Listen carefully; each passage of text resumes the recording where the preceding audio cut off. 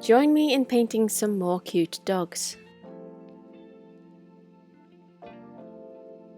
First up, we have the Dachshund.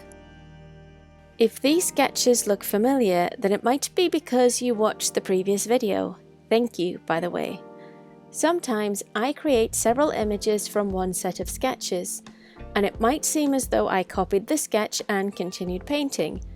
But what actually happened was that I painted 3 dogs in the same file, though through the magic of editing, I removed the process of the other 2 dogs, as they've already been posted in the previous video.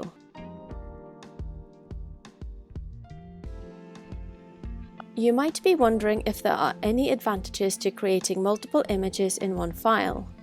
And no, not really, it totally depends on what you prefer. If you're in the flow of creating, it can be easier to keep going rather than juggling multiple files. And some even find it easier to reference back to previous styles and images in the same file.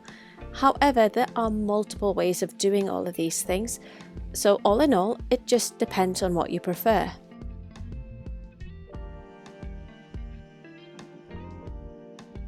Next up, we have the Beagle. The sketches for this dog were all created while looking at different references of beagles, as it was important to me to make sure I captured the breed while simplifying and trying to make my painting as cute as possible. But there seems to be some people out there who believe that looking at references while painting is cheating somehow. But we simply cannot retain information about every object, animal and person out there.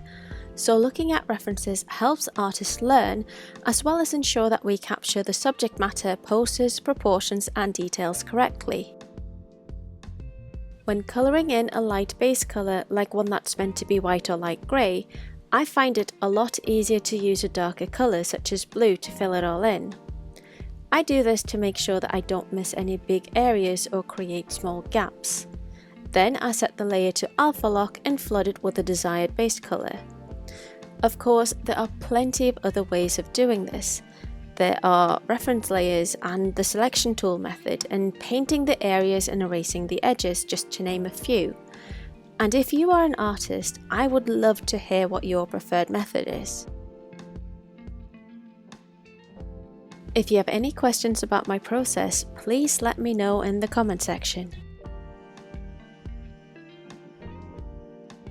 Finally, we have the Dobermann. The aim for these paintings were to explore a more cutesy and simplified style for animal paintings. And like I've mentioned in the previous video, my choice of dogs wasn't at random, but an attempt to work with slightly different shapes and body types. However, I also have to admit that 2 of these breeds were chosen because of their markings. The dogs in the first miniseries and the Dachshund were all mostly one colour, which made things a lot easier for me. But not all dogs are one colour, so I needed to figure out how markings would look in this new style. And I wanted to make sure that these markings would help show some of the fur texture rather than appearing as a sticker on top of the base colour. So with that kind of intro, you can only guess that my biggest challenge with this Dobermann was indeed the markings. This was both to do with the placement, but also trying to figure out how to work with the shading and colour variations, considering most of the dog was such a dark colour. I'm not sure if I solved it in the best way possible, which is totally fine with me, as I'm exploring a new style and therefore I'm not expecting all images to be perfect.